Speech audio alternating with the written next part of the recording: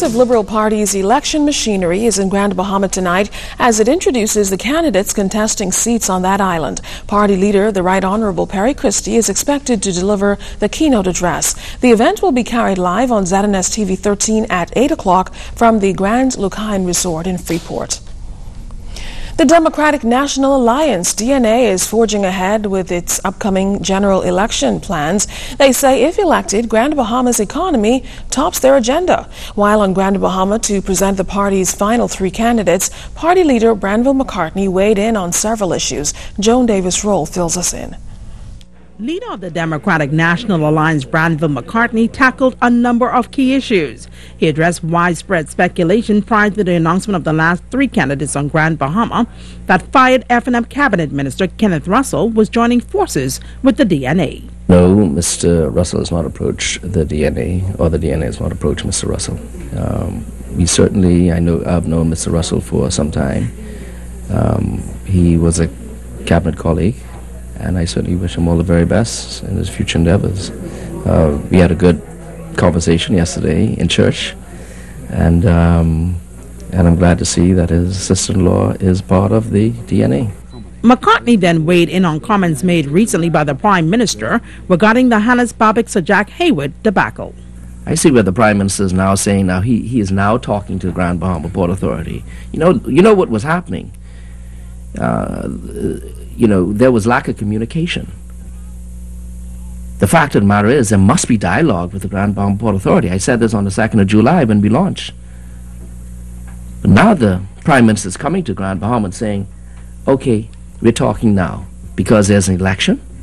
That's foolishness. Don't be fooled by that. And we have less than 20 weeks before the next election.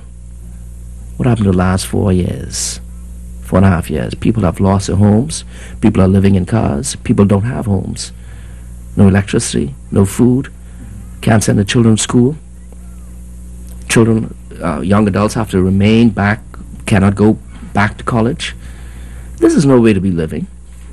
The former Minister of State for Immigration within the F&M government claims that Grand Bahama has investors knocking at the door. If elected, he says, they have a plan of action for this island that will go into effect 30 days within coming to office. We will have to meet with the Port Authority.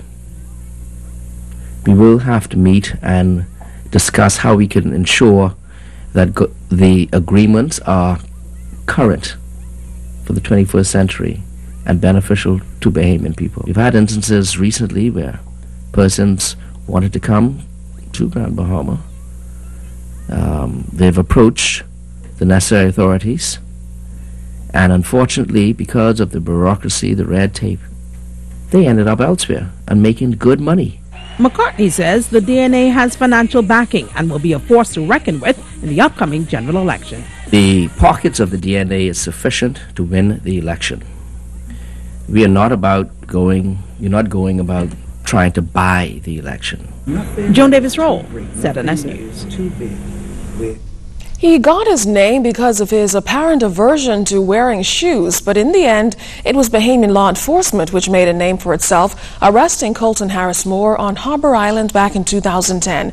Well, today, a federal judge in the United States sentenced Harris Moore to 6.5 years in prison after a conviction on a string of break-ins and boat and plane thefts charges and more. Harris Moore stole a plane in Indiana before flying to the Bahamas and crash landing in Abaco initially. In court today, Harris Moore apologized to his victims shortly before U.S. Judge Richard Jones imposed the sentence. It'll be served concurrently with state prison time. The 20-year-old, who was just a teen when he committed the crimes, told the court, quote, "I now know a crime that took place overnight will take years to recover from," end quote. Well, Harbor Islands, we want to hear from you as well as residents across the archipelago. Just drop us a line at finews@znsbahamas.com.